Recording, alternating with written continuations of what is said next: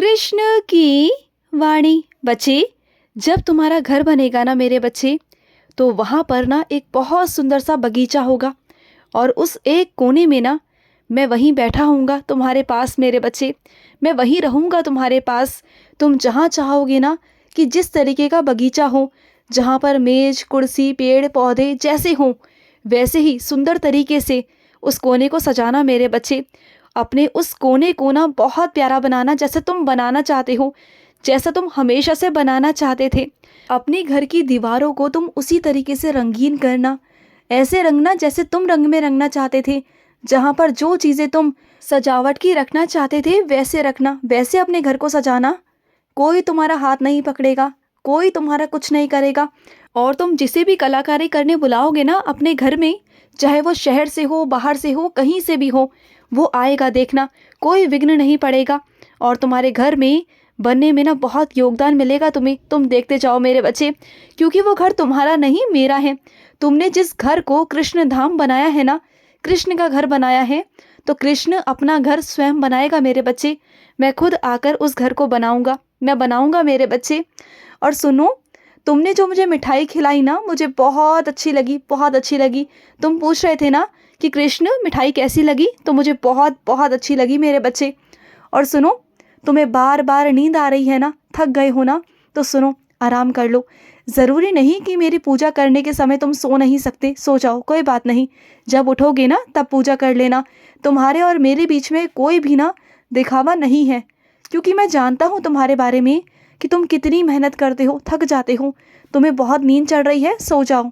और सुनो, तुमने जो पन्नों के बीच में किसी की याद को संभाल के रखा हुआ है ना, उस याद को अब ना संभालने का कोई फ़ायदा नहीं मेरे बच्चे, क्योंकि वो अतीत था, तुम्हारा जा चुका है।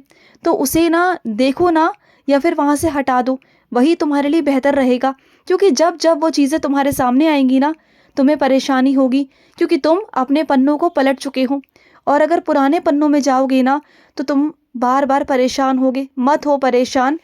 जो चीज़ें नए पन्नों पर लिख चुकी है, तुम्हारी ज़िंदगी मैंने नए पन्नों पर उतार दी है, तो उसे पुरानी ज़िंदगी से जोड़ने की कोशिश बिल्कुल भी मत करो। अपनी तरफ से तुम अपनी ज़िंदगी में कुछ भी जोड़ने की कोशिश मत करो, नहीं तो सब कुछ बिखर जाएगा मेरे बच्चे। इस बात को समझो। और सुनो मेरे बच्चे, तुम अपने घर की चीज़ों को ना अपनी खुशी से मत जोड़ा करो, चाहे वो वस्तु हो या कोई इंसान हो मेरे बच्चे, या कोई चीज़ हो। क्योंकि ना तुम ऐसे 10 घर बना लोगे, आगे तुम्हारे और भी घर बन सकते हैं। कल को यही तुम्हारे मुश्किल का कारण बन जाएगा मेरे बच्चे। क्योंकि जब हम किसी चीज़ की आदत डाल लेते हैं ना, किसी वस्तु की, किसी घर की, किसी चीज़ की, तो हम उसी के मोह में रह जाते हैं।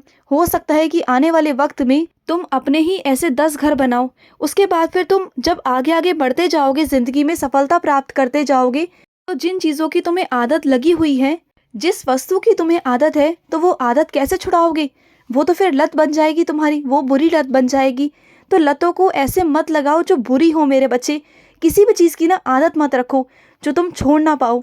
ऐसी चीज़ें करो कि बस तुम्हारी खुशी मुझसे हो, कि मैं तुम्हारे साथ हूँ और लगातार तुम्हारे साथ चल रहा हूँ। तुम्हारी प्रसन्नता, तुम्हारी खुशी मुझ में होनी चाहिए। और सुनो, तुम सब कर सकते हो, जो तुम चाहते हो ना, वो तुम सब कर सकते हो। किसी ने तुमसे कहा था ना कि तुम इस काम के लिए अक्षम हो, तुम नहीं कर सकते, तो वो उनकी सोच थी मेरे बच्चे। उसी काम को तुम ही करोगे, और कैसे करोगे वो मैं तुम्हें बता दूंगा। तुम्हारे मन जैसा सारा काम हो जाएगा और तुम्हें इस बार सफल होगे। इस बार तुम असफल हो ही नहीं सकते, मैं होने ही नहीं दूंगा। और तुम्हारे रास्ते सीधे सीधे और साफ साफ होंगे, निश्चित ही मेरे बच्चे। और सुनो, तुम सच में भंडारा कराना चाहते हो ना, लोगों की भूख को मिटाना चाहते हो ना, तो एक काम करना। जो तुम्हारा रविवार आएगा ना, जब तुम्हारा हफ्ते की छुट्टी होती है ना, उस दिन चाहे परिवार के कुछ लोग हों या तुम्हारे बाहर के कुछ करीबी लोग हों जो तुम्हारे बहुत अपने हों, उनसे अपनी बातों को कहना। देखना, जब उन्हें तुम अपनी बातों को बताओगे ना, तो वो सब तैयार हो जाएंगे तुम्हारे साथ इस अच्छे काम में जुड़ने के लिए मेरे बच्चे।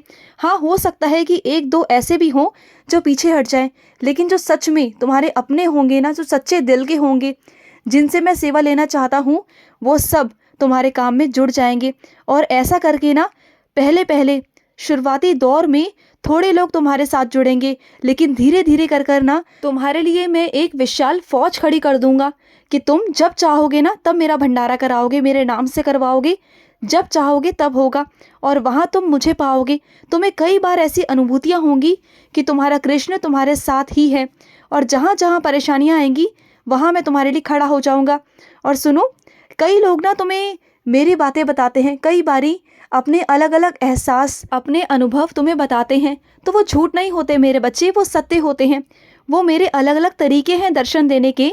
तुम्हें मेरा एक तरीका और मालूम पड़ जाता है कि मैं इस तरीके से भी दर्शन देता हूँ।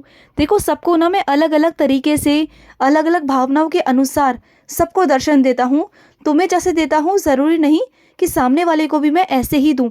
सबके अलग अलग अनुभव हैं और अगर तुम सुनोगे तो तुम्हें भी अच्छा लगेगा, आनंद आएगा। तो किसी की बातों पर ना शक मत किया करो और ना ही किसी से नफरत किया करो। बात को सुना करो, समझा करो। और सुनो, तुम्हारी मेहनत करो, मेहनत में तुम बहुत आगे जाओगे, बहुत आगे। और जो तुम्हारी अंतर आत्मा कह रही है ना जिस काम को करने के लिए, उसे करो। उसे करोगे ना तो तुम देखना हर चीज़ हासिल कर पाओगे मेरे बच्चे। और तुम जहाँ घूमना चाहते हो ना, अगर तुम अपने मन से चाहो ना तो मन से तुम हर जगह घूम सकते हो, हर जगह जा सकते हो। लेकिन उसके लिए सबसे पहले तुम्हें अपने मन को शांत करना होगा मेरे बच्चे। अपने मन को शांत करो। तुम्हारी जेब जहाँ जाने को अभी तैयार नहीं है ना, तुम्हारी जेब खाली है ना, तुम्हारी उस जेब को इतना भर दूंगा कि तुम जहाँ जाना चाहोगे तुम वहाँ जाओगे। पर सबसे पहले अपने मन को शांत करो, क्योंकि क्या है ना, जब तुम्हारा मन शांत होता है ना तभी तुम सारे काम कर पाते हो, सोच पाते हो। तो तुम्हारा मन में जो व्याकुलता चलती है ना, जो व्याकुल है ना, तो वो चीज़ों का कारण मैं जानता हूँ मेरे बच्चे। उस चीज़ का कारण है तुम्हें धोखा देना। तुम्हें किसी ऐसे इंसान ने धोखा दिया जिसको तुम बहुत अपना मानते थे, जिस पर तुम बहुत विश्वास करते थे। तुम जानते हो, मैं उस धोखे को रोक सकता था, लेकिन मैंने जानबूझकर नहीं रोका। पता है क्यों? क्योंकि तुम्हें सत्य से अवगत कराना था। तुम जिस भ्रम में जी रहे थे ना, उस भ्रम से हटाकर तुम्हें सत्य का परिचय कराना था। अगर मैं नहीं कराता ना तो तुम उस इंसान पर भरोसा करते रहते, क्योंकि सच दिखाना बहुत ज़रूरी है, सत्य को पहचानना बहुत ज़रूरी है, वास्तविकता ज़रूरी है, लेकिन सत्य का ज्ञान होना भी मेरे बच्चे बहुत बहुत ज़रूरी है। और सुनो, तुम मेरी एक झलक देखना चाहते हो ना, मैं तुम्हें अपनी एक झलक दिखाऊंगा, ज़रूर दिखाऊंगा। तुम्हें दर्शन दूंगा मेरे बच्चे। पर वादा करो, आज से कोई चिंता, कोई परेशानी नहीं रखोगे अपने मन में, सब कुछ मुझ पर छोड़ दोगे। और जब तुम चिंता मुक्त होकर काम करते हो ना तो उसके परिणाम मेरे बच्चे बहुत अच्छे निकलते हैं। लेकिन जब तुम अपने अच्छे परिणाम के कार्यों में तुम कुछ ऐसी चीज़ों को जोड़ देते हो ना तो वो सारी चीज़ें उल्टी हो जाती हैं। समझो इस बात को कि अगर तुम्हारी परीक्षा कोई और लिखे, किसी और कोई कलम से लिखे तो उसे बाहर कर दिया जाता है ना, तो ऐसे ही मेरे बच्चे, अगर तुम्हारी परीक्षा है तो तुम्हें ही लिखना है। अगर ऐसा करोगे ना, कोई और लिखेगा तो उसे कमरे से ही बाहर निकाल दिया जाता है, पता है ना तुम्हें। तो इसी तरीके से मेरे बच्चे, हर मेरे बच्चे को अपनी परीक्षा खुद से देनी पड़ती है, नहीं तो उल्टा चोरी का इल्ज़ाम तुम पर ही लग जाता है मेरे बच्चे। और सुनो, किस चिंता में हो तुम, किस दबाव में जी रहे हो मेरे बच्चे? मैंने तुम्हें ये खुला आसमान दिया है मेरे बच्चे। किसी के दबाव में रहकर तुम्हें जीना नहीं है, कोई ज़रूरत नहीं। तुम्हें उड़ना है। ये जंजीरें जो तुमने बांध रखी है ना अपने पाँव में, इसे बांधने की कोई ज़रूरत नहीं है। जो पंख दिए हैं, उड़ो मेरे बच्चे, खूब उड़ो और अपने मन को शांत रखो। मैं तुम्हारे पास ही था, तुम्हारे पास ही हूँ। और सुनो, जो थोड़ी बहुत तुमसे गलतियाँ हो जाती हैं, उन सभी गलतियों को मैं सुधार रहा हूँ और आगे भी सुधारूँगा। और चिंता मत करना, मैं हमेशा तुम्हारे साथ रहूँगा, हमेशा।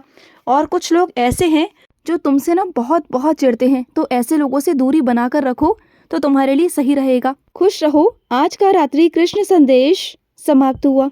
जय श्री कृष्ण।